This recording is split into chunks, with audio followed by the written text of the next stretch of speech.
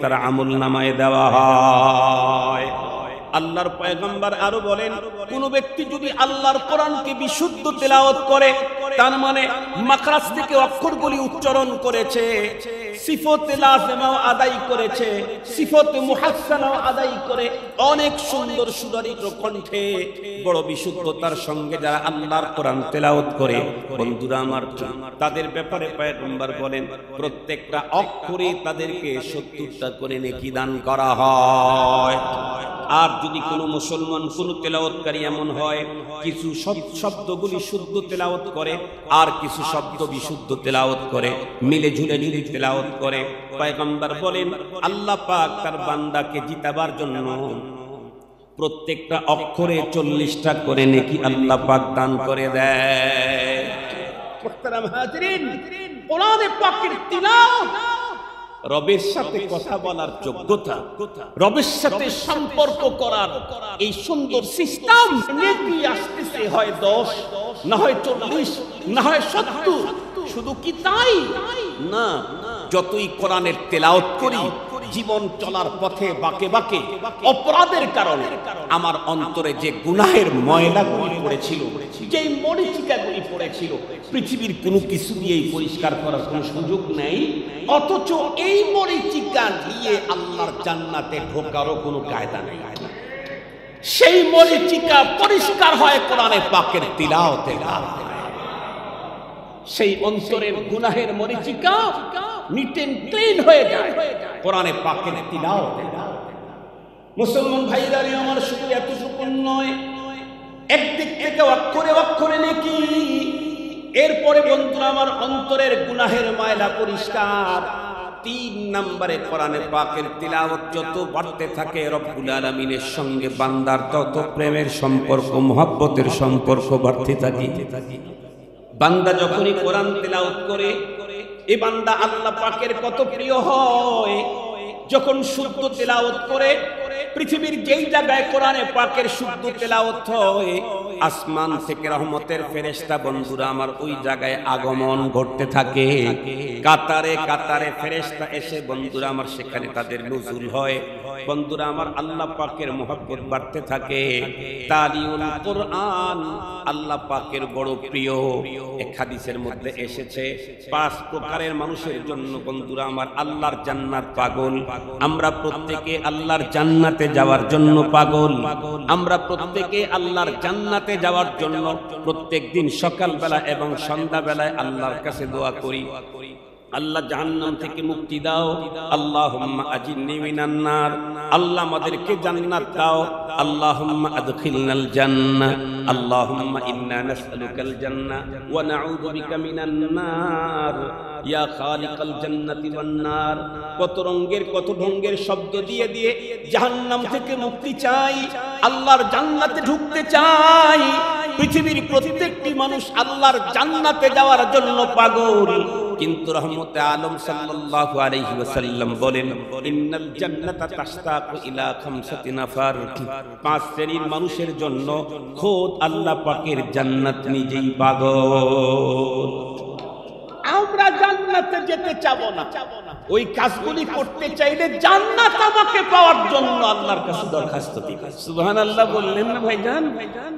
আমরা জান্নাতের দরখাস্ত দিচ্ছি, কিছু কাজ এমন আছে যেই কাজ যদি করতে পারি খুব জান্নাত আল্লাহর কাছে দরখাস্ত দিবে, ইয়া আল্লাহ ওই বান্দাটারে আমার ভিতরে দাও। যেই কাজগুলি করলে আল্লাহর জান্নাত আমাকে চাইবে, তার ভিতরে একটা হলো তালিউল কোরআন, কোরআন শরীফের তিলাওয়াতকারী। পৃথিবীর এমন কোন বুজুর্গ পাবেন না আমার পয়গম্বরের উম্মতের ভিতরে যে আল্লাহর কোরআনের তেলাওয়াত ছাড়া বুজুর্গ হয়েছে। বরং পৃথিবীর যত বড় বুজুর্গ দেখেন, তেলাওয়াত যার যত বেশি রবের সাথে সম্পর্ক তার তত গাঢ়। তিলাওয়াত যার যত বেশি রবের সাথে সম্পর্ক তার তত গাঢ়, তত দৃঢ়। আমরা তো অনেক সময় বলি আমার আব্বাজান রাহমাতুল্লাহি আলাইহি 100 বছর বয়সে দুনিয়া থেকে বিদায় নিয়েছেন।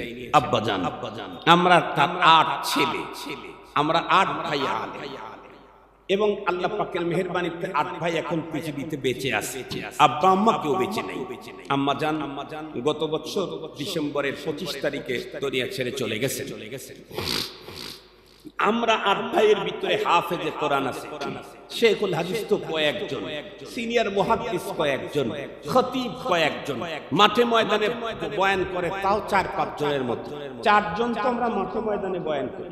আব্দুল বাসিত খান, আব্দুল লতিফ খান, মঞ্জুরুল হাসান খান, হেদায়েতুল্লাহ খান, সব তো খান, সব খান, সবাই মাঠে ময়দানে বয়ান করে। আলহামদুলিল্লাহ দাওয়াতে তাবলীগের একেবারে একনিষ্ঠ কর্মী হযরত মাওলানা রুহুল আমিন খান আমার বড় মানে দ্বিতীয় নাম্বার যে ভাইটা, আল্লাহ শুকর। কিন্তু সব ভাই মিলে যতটুকু কোরআন তেলাওয়াত আমাদের না হইতো, আব্বাজান একা তার চাইতে বেশি কোরআন তেলাওয়াত করতেন। আপনারা শুনলে অবাক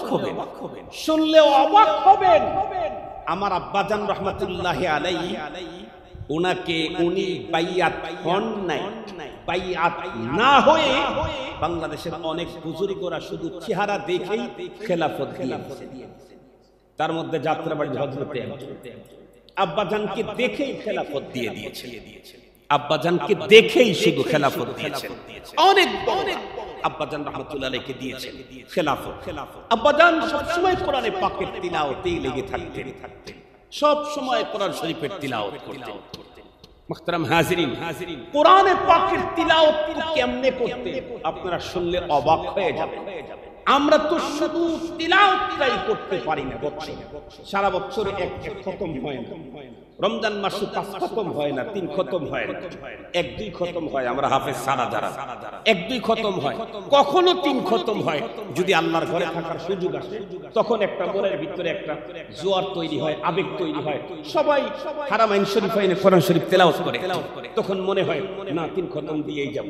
15 দিনে 3 খতম, 2 খতম, 3 খতম দেওয়া হয়। বাংলাদেশে থাকলে হয় না। কিন্তু আব্বাজান রাহমাতুল্লাহি আলাইহি রমজানে তো খতম করতেনই, সারা বছর কন্টিনিউ কোরআন শরীফ তেলাওয়াত করতেন। শুধু তেলাওয়াতের মাধ্যমে খতম করতেন না, তিলাওয়াত মা তরজমা খতম করতেন। আগে তিলাওয়াত করতেন, পরে আবার হাকিমুল উম্মত থানভী রাহমাতুল্লাহি আলাইহির তরজমাটা পড়তেন। আলহামদুলিল্লাহি রাব্বিল আলামিন, সকল প্রশংসা সকল জগতের প্রতিপালক আল্লাহর জন্য। এইভাবে আগে তিলাওয়াত করতেন, এরপরে তার তরজমা পড়তেন। তরজমা সহকারে আমার আব্বার জীবনে খতম আছে কয়েকশো খতম আছে। আর আমরা আলিম, আমাদেরও তো আমরা যখন তেলাওয়াত করি মানার দিকে, অর্থের দিকে লক্ষ্য রেখে তেলাওয়াত করার মতো, খতম করার মতো মানুষের সংখ্যা বাংলাদেশে একেবারে কম। আর আমরা যারা একেবারে সাধারণ, শুধু শব্দগুলি তেলাওয়াত করার মতো মানসিকতাও আমাদের নাই। অথচ কোরআনে পাকের তিলাওয়াত যতদিন এদেশে ছিল ততদিন ইলেকট্রিসিটি ছিল না, রাস্তাঘাট ছিল না। মানুষ রাত্রের বেলায় এক বাড়ি থেকে আরেক বাড়িতে গেলে